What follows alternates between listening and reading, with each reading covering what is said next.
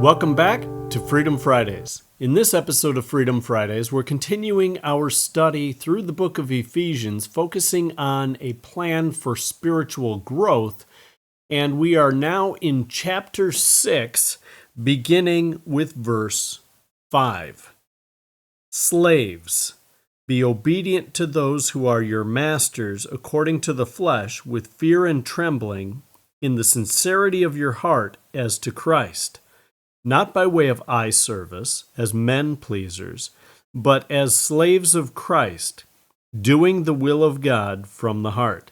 Now, immediately when we read this passage, we think of the controversy surrounding slaves, especially as it relates to our culture in the United States and slavery that was in the 1800s and late 1700s. And this is a bit different. However, there are many similarities. Some people try and pass it off as, well, the slaves were just like our employees today, but that's not true. There actually was ownership. However, it wasn't generally as harsh, although sometimes it was. As it was in the 1800s. And what he's focusing on here is that whether you're a slave or not is not necessarily something that you can change. And so there are things in your position, whether you're a slave or he talks to the masters after this, that you can do to honor God. You can honor God as a slave, even the most menial position that you can think of, where people are taking advantage of you, where people are using you, where people are owning you, which isn't ideal.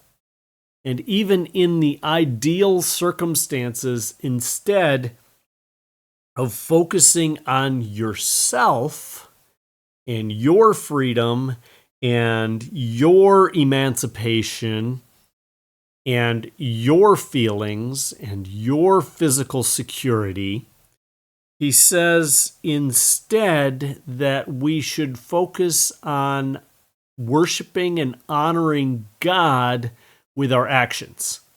This is very different than our world today. This is very different than our world has been pretty much ever. He says, slaves, be obedient to those who are your masters according to the flesh. He doesn't say rebel. He doesn't say run away. He doesn't say get out of the situation. He doesn't say beat up your masters or kill your masters or in any way do any sort of harm to your masters. In fact, he doesn't even say do horrible work for your masters so that they get rid of you.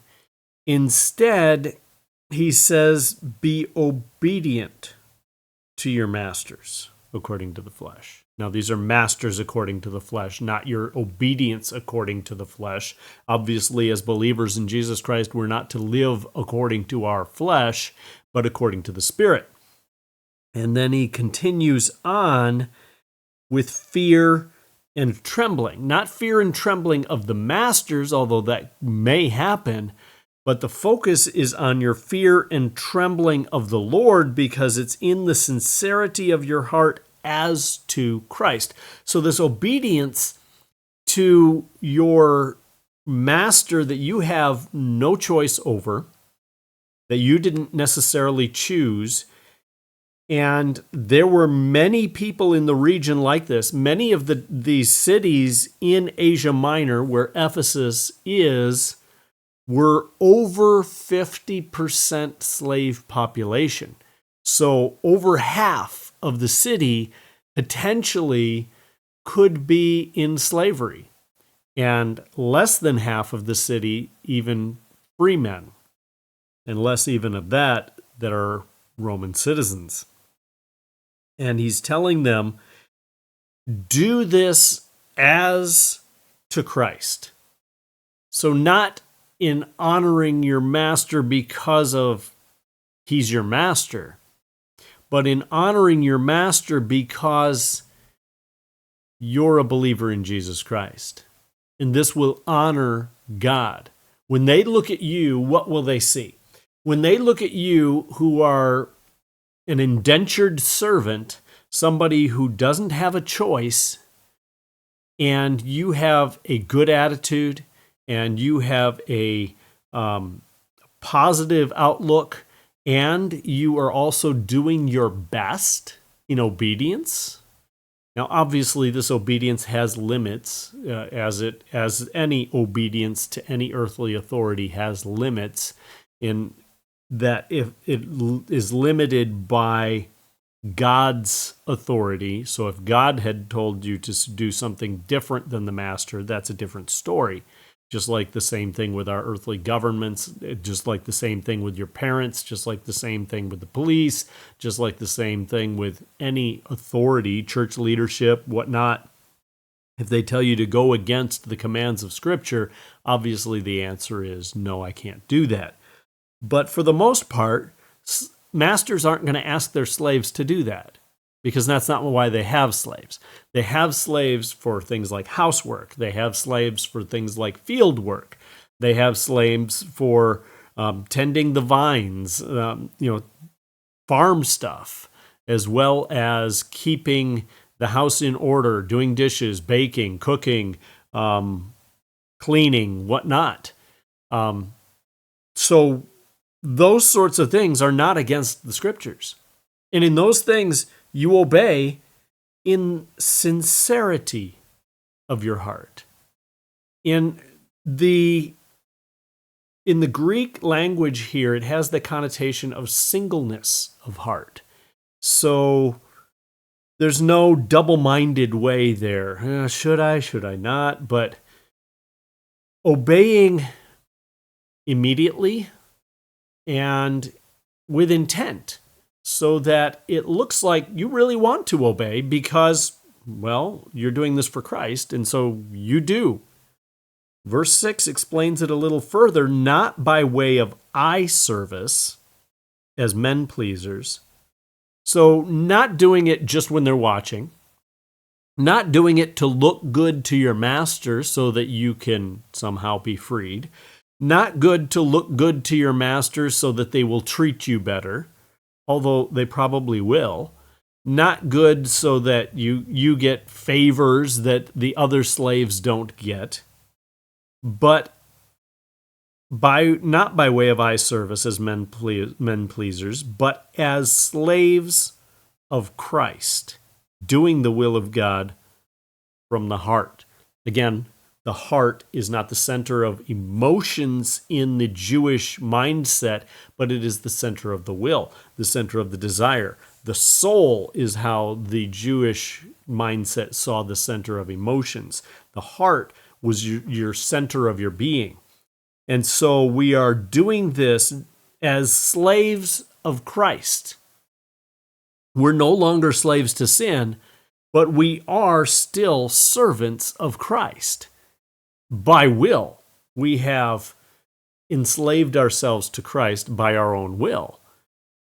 And so as slaves to Christ, just as we would obey him, and we are to obey him in all things, in that same respect, we need to obey the masters that are earthly masters over us, doing the will of God, which is that we would be obedient, that we would be loving, that we would love, joy, peace, patience, kindness, goodness, gentleness, self-control, the fruits of the Spirit, doing those things from your will, from your desire to honor God. And as you honor God with everything you do, which means if you're working a field and you're plowing the field, you're going to do it the best you can because you want to honor God. You want that master to come out and go, wow, those are really straight rows. Those are the best rows I've ever seen. This is the best field I've ever seen if you're the one plowing. If you're the one planting, you want to plant it exactly as desired by the master. So whether that's 2 seeds per foot or 1 seed per foot or 10 seeds per foot, exactly how they ask, so that when they look at that field and they go, wow, you did this exactly as I wanted. This is amazing. Why are you, they're going to treasure you, but they're not going to treasure you, so to speak. They're going to say, there's something different about this slave versus all of the rest of them. And I want the rest of you all to hang out with this one and find out why he's different.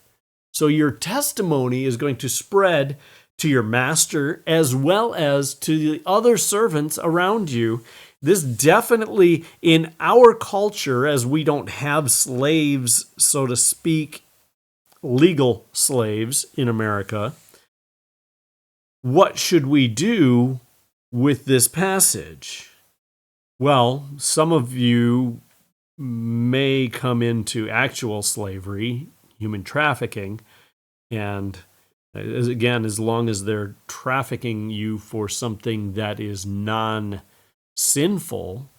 do it. Now, if it's prostitution, obviously that is sinful. But if it's, and there is trafficking for things like farming and such, that does happen in this world today. And so if somebody is caught in that, their main focus should be to glorify God in whatever situation you're in. For the rest of us, how about your employer?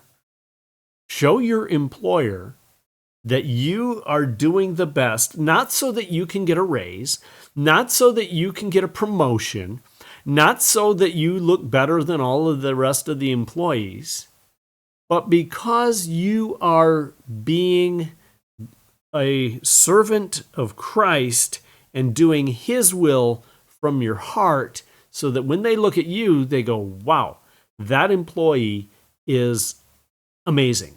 I wish I had all employees just like that one. And why are you doing this? Why are you, and as you, hopefully, as you work there, you have an opportunity to share your faith, and they will understand exactly why you do the things you do. Verse 7, with good will render service as to the Lord and not to men, knowing that whatever good thing one does, this he will receive back from the Lord, whether slave or free. Again, this applies whether you're slave or free. So we are doing the will of God.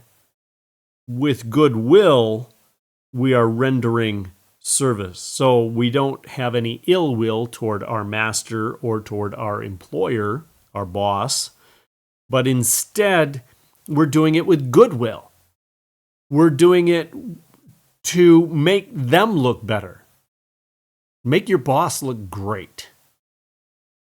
As to the Lord and not to men. Again, you're not doing it for your own purposes. You're not doing it for your own ideas. You're not doing it for your own benefit, but you are doing it as to the Lord, as if God were asking you to mop that floor, as if God were asking you to key in the computer the data that you need to do daily, as if God were asking you to take the parts off the conveyor belt and put them in the tote and get them ready for shipment, or whatever the manufacturing or menial task that you think you have that you're above. Don't do it as if you're doing it for your boss. Do it as if you're doing it to the Lord. And if it's not a menial task, still don't do it for your own benefit, but do it as to the Lord because of our gratitude and our love for Christ, knowing that whatever good thing each one does, he will receive back from the Lord, whether slave or free.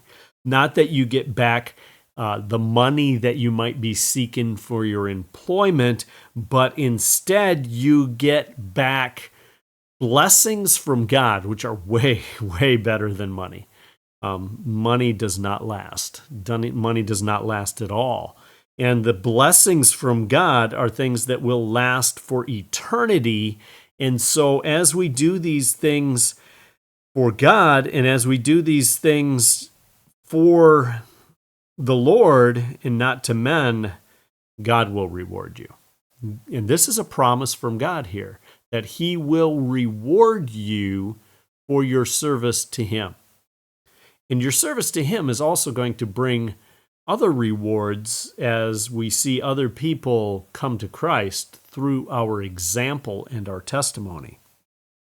And then at the end of this passage in verse 9, he says, "And masters, do the same things to them and give up threatening, knowing that both their master and yours is in heaven, and there's no partiality with him." Now, there's a little bit of a play on words going on here, because the masters he's talking about in verse 5 and through that passage, and then the masters in verse 9, both the masters he's speaking to and as his reference to Christ as our master, those are all the same word. Those are all the word kurios in Greek, which often, as it's referring to Christ, gets translated Lord.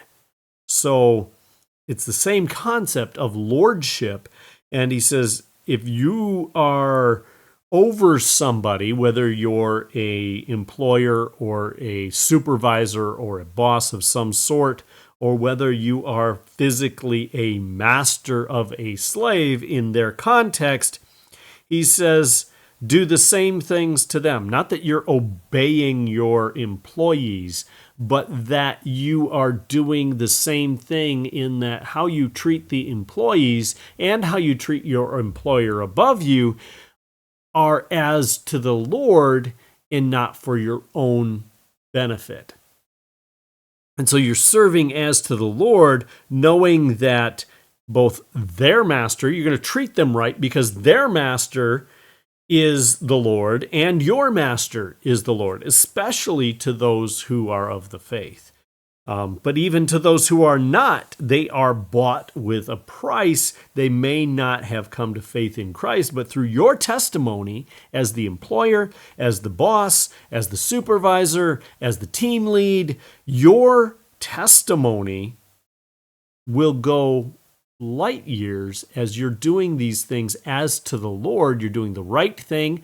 And when they ask, why are you doing that? It's not the best way to do it, but it's the way my employer wants me to do it. And I'm doing this to honor God. And so your testimony will be amazing.